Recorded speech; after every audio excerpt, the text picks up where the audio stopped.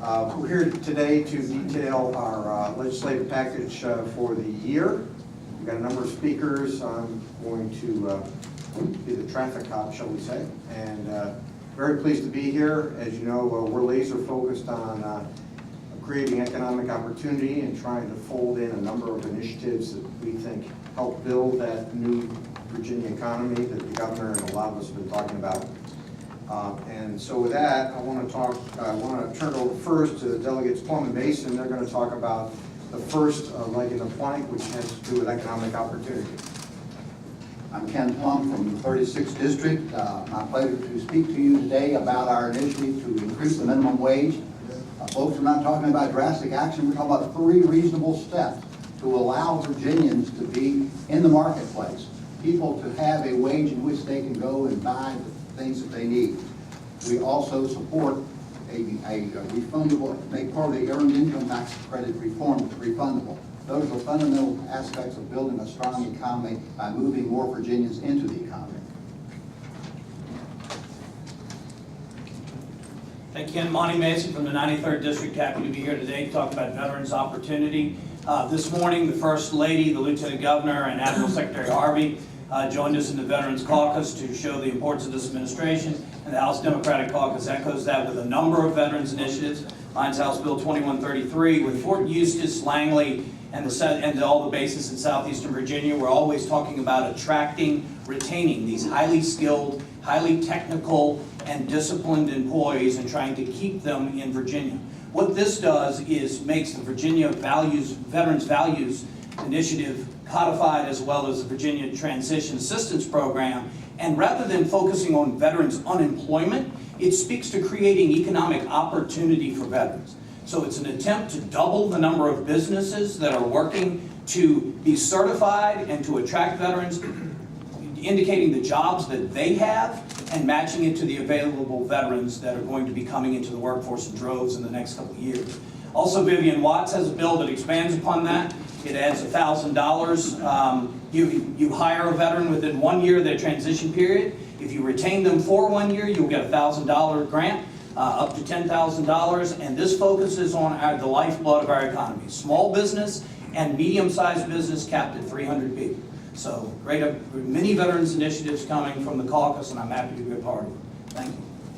Thank you, Delegate Mason. Now I'd like to introduce, but before I do, David, our communications person, has releases back there for anyone who needs one. I'm pleased to introduce now one of our newest delegates, Delegate Kathleen Murphy, to talk about our ethics package. Thank you. Thank you, David. I'm Kathleen Murphy, the delegate from the 34th District. I want to tell you about the ethics package that we have put together after last year's very sad episode. In this session, we are endeavoring to pass legislation for comprehensive ethics reform. We have a responsibility to all Virginians to run an honest and responsive government, free from improper influence, so that issues can be decided on their merits. That is why we are introducing HB 1947, a bill calling for real comprehensive ethics reform. 1947 will establish an aggregate cap of $100 on gifts to legislators and their dependents. It requires disclosure of gifts over $25. It requires disclosure of bundled gifts, and it establishes an independent 7-member board commission to review ethics and keep people on the straight and narrow. We're drawing clear, bright lines, and we want to ensure that we have a government that our citizens can trust, and we hope that we will get broad support for this bill. Thank you. Certainly ethics should be a bipartisan initiative. We've got an omnibus bill with Jennifer McClellan is carrying. She's out of town today, so she couldn't be with us. To talk about some of our initiatives in the area of education, we have Delegates Krupicka and Delegates Ward. Both of them serve on the Governor's Commission to look at innovation in education. And so both of you would like to come up, please.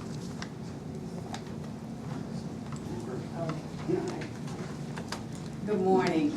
My name is Delegate Jeion Ward. I represent the 92nd House District, which is the majority of the city of Hampton. And with the governor's leadership, there are a number of bipartisan education reform efforts underway to reduce testing and more fairly evaluate our schools and improve the classrooms around the Commonwealth. Democrats have filed a number of bills to improve the classroom. We are happy to work with the governor and our Republican colleagues on these common sense reform efforts. We also know that strengthening our schools is a lot more than just testing and accreditation reform. A recent study showed that nearly 30% of children showing up for kindergarten are substantially behind their peers. Unaddressed, these students have the hardest time graduating and going on to college or a meaningful career. And that is why we believe that we must ensure children have access to a quality and safe child care and pre-K. We also cannot forget that we must invest in our teachers. In Virginia, the starting salary is now almost $7,500 under the national average. The stability of our teaching profession is at risk.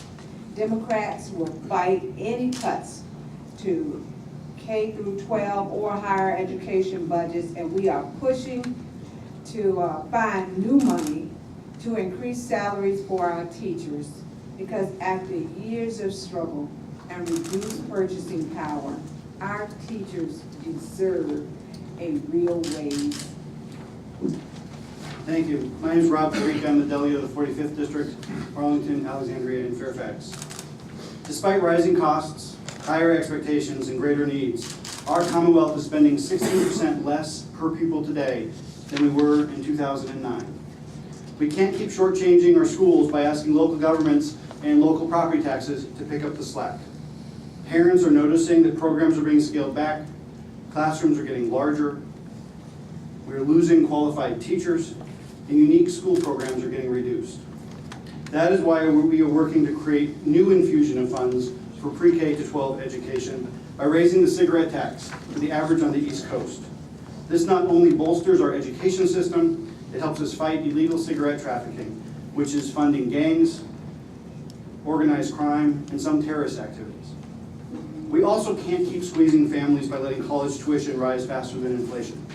Our Republican colleagues are right that college costs are a problem, but capping student fees is only a very, very small part of the solution. Virginia's new economy requires that students can go on and receive education after high school. That is why we are pushing to redirect the ineffective and massive corporate subsidies for coal companies with college tuition credits, to help students in coal country and throughout the Commonwealth afford to attend education after high school. Creating the workers and business leaders of tomorrow and reducing student debt is a smarter way to grow the economy than old coal tax credits that have failed to bring prosperity to Southwest Virginia. Families want great futures for their children. We need to make smart investments in education from pre-K to college to attract and retain the best teachers and provide the best opportunities for our students. Thank you. Building this 21st century economy, building a new economy requires reforming education and reinvesting in education. We have to do both to get it done. Next, to talk about healthcare, building a affordable healthcare system that people have access to. Patrick Hope. Good morning, everybody. Patrick Hope, I represent part of Arlington, 47th District. If we want a strong economy, no Virginian should go without access to high-quality, affordable health care. A couple of points of how health care impacts our economy. First, families are just one accident or illness away from financial ruin or bankruptcy. Second, a healthy workforce is a more productive workforce. And third, full coverage would lead to massive job creation. By very conservative estimates, we would create over 30,000 new good-paying jobs and $2 billion a year recognized just in Virginia's economy. House Democrats believe that we should join the majority of states, and I'll point out the majority of which, about a third of which are Republican, to expand access to care to 400,000 working Virginians, and 30,000 of which are Virginia's veterans. Delegate Ken Plum has a bill, House Bill 1830, which would give the governor full authority to act. I have a bill, House Bill 2212, enjoyed by Sam Rasoul, the Virginia Healthy Transitions Program. This rejects Medicaid expansion and instead captures all that money to drive people into the health insurance private market.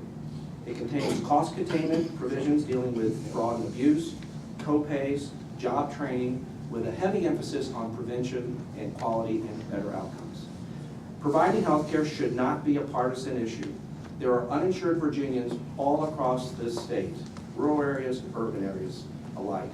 The excuses to do nothing are unacceptable, they're tired, and they're not based on fact.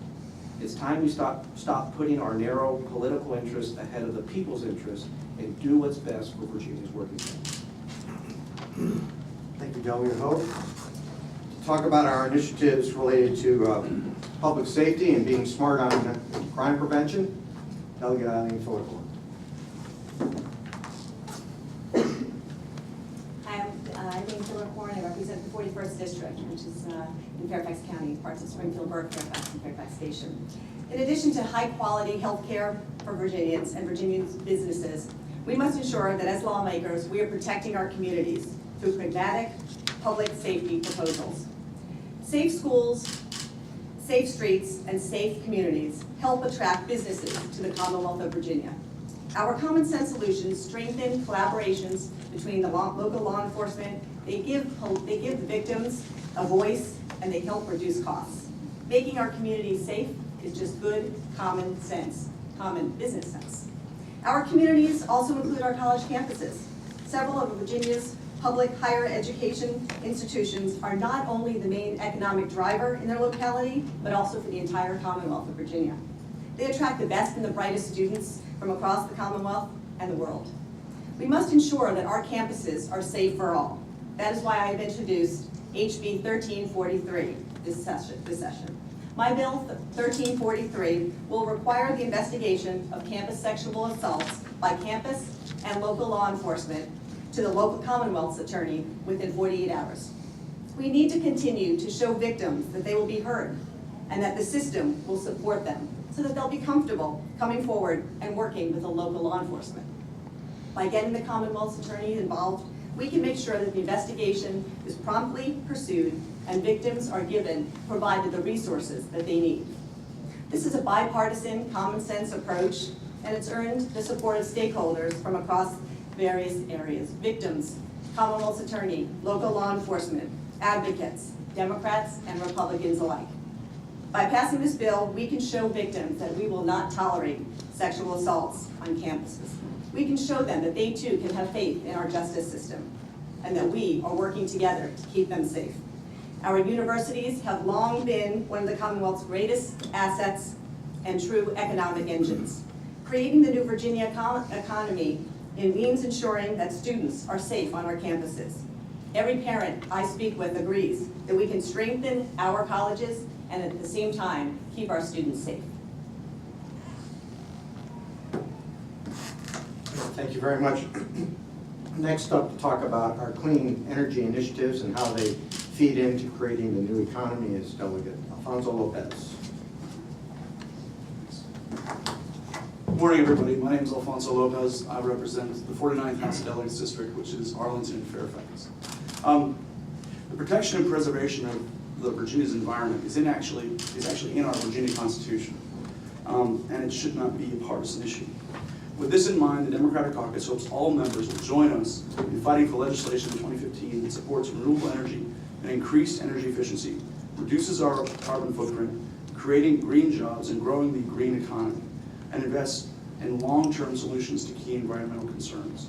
From revitalizing the Chesapeake Bay to complying with EPA's brand new proposed clean power plan, we must do considerably more to preserve and protect Virginia's climate and natural environment. We need to reduce dangerous emissions and greenhouse gases through reductions in energy demand, elevating energy efficiency programs, and rewarding the clean generation of renewable energy resources like wind, biomass, and solar. It is past time for Virginia to be the leader in this area. In fact, decisions that we should have made 10, 15, 25 years ago would have made us the leader in the Mid-Atlantic for wind off the coast, solar in the valley, biomass in Martinsville and hydrokinetic in our rivers. And this doesn't just mean a cleaner environment. It means tens of thousands of jobs and tens of millions of dollars in new economic development for the Commonwealth. The EPA has recently proposed and announced its Clean Power Plan, the first ever standards to reduce carbon pollution from existing power plants. This proposed regulation will result in 30% reduction in nationwide carbon emissions by 2030. 30 by 30. The plan sets out a flexible, achievable approach to carbon pollution reductions that will be a big win for Virginia, combating climate change while generating more clean energy jobs, lowering electricity bills, and improving public health. In order to support the CPP and all of our goals, the caucus supports numerous bills this year, from energy efficiency to net metering to solar renewable energy credit reform and a solar budget plan, as well as net metering reform specifically that would expand the project cap on solar projects that qualify for non-residential net metering from 500 kilowatts to 1 or 2 megawatts. As I said earlier, a lot of this is low-hanging fruit, things that we should have been doing years ago. If we don't take action now, it might be too late. Thank you. Thank you. And to complete the discussion of our priority items is Sam Rasoul, who's going to talk about nonpartisan redistricting. Good morning. I'm Sam Rasoul from Roanoke City, and of course, I'm representing the most important issue up here today, which is nonpartisan redistricting, and you might ask why. Why? Well, gridlock in Washington and Richmond is largely caused by two big reasons. It's the corrupting influence of big money in government, and also nonpartisan redistricting, the gerrymandering that actually happens. When we allow gerrymandering, then what happens is hyperpartisan districts are drawn. We elect then hyperpartisan legislators. Then that means nothing big gets done because we're not incentivized. All we're worried about, most of us, is not losing in a primary. So why on earth would we want to compromise? Well, this practice must change if we want to ensure the function of this great republic. So I hope you'll join me in supporting redistricting reform, because in the end, voters should choose their politicians, not the other way around. Great. Thank you. I'd like to turn it over now to Caucus Chair Scott Surovell, who's going to provide us some summary comments, and then we'll take some questions. Great. Thank you, Mr. Leader, and thank you for every member of the caucus for being here today. As you can see, we have a 7-theme agenda here, and I think what this agenda is focused on is on our future. It's focused on our future children. It's focused on our future workers. It's also focused on our environment. We're not focused on the past. We're not focused on old industries. We're not focused on doing things the same way. We're focused on bringing change to the state and bringing change in a big way. The economic opportunity agenda is about investing in people and in kids. We have an education system that is underfunded, teachers that are underpaid. We have a system that's being starved. We have a Medicaid system that desperately needs expansion. The turning down of the Medicaid expansion money is political malpractice. You could pay for almost everything on this list by simply expanding Medicaid, the monies that would make available. In terms of our future jobs and our future economy, we want to set up regulatory regimes and incentives that bring new industries and new explosive growth industries, things like solar, things like hydropower and wind, to this state. And we're not focused on doing things that will chase people out of this state, such as Alabama-style immigration laws or laws that demonize people based on who they love. We're focused on the future and making this state an opening and welcoming place for business as opposed to the majority caucus. I think if you also listen to their rhetoric, when you listen to their plan really doesn't, the plan they proposed, they were just here on the other day, doesn't really do much. It's just a bunch of little tweaks and changes of things that don't really change the game in Virginia. And as you all have seen from the economic reports, the economy in this state is flatlined. We're not growing like the rest of the country. We're too dependent on federal spending. And we need to do things to generate a new economy, bring more people, more jobs, and make Virginia an open place to do business. And that's not going to happen by doing things the way we've been doing it for the last 20 years. We need to change. And that's what this agenda represents, and I think that's what our caucus stands for. Having said that, we're happy to take any questions anybody might have. We have a couple of minutes till about 10:30 to take some questions. In addition, all of us will be available after the press conference to take individual questions about the individual bills. Our communications person, David, is somewhere. There he is back there if you want a copy of the release. It lists a number of the bills. So I'll take questions if anyone has any for right now. If not, we'll break and you guys can talk to folks offline. Any questions? Yes, sir. Just given the political realities that make up of the General Assembly right now, what do you think you've got the best shot at getting forward? Moving forward. Well, we think we have the best shot at getting all of these forward, and the reason for that is they're very commonsensical things. And that if people really look carefully, look behind the label that's on the bill, and look carefully at the policy, they'll have to recognize that these things are good for Virginians. And that's what we're sent down here to do. Sent down here to do the people's business, to try to create an environment so that families can thrive. That's why we're putting these things in. Virginians need a raise. Teachers need a raise. We need to rebuild a government that citizens can trust, and that's why we need ethics reform. Nonpartisan redistricting is key to the whole long-term prognosis for the political process in Virginia and other parts of the country. So need to get them to not focus on whether there's a D at the end of the bill or not, focus on the policy itself. Okay, thank you very much for coming. Look forward to seeing you again.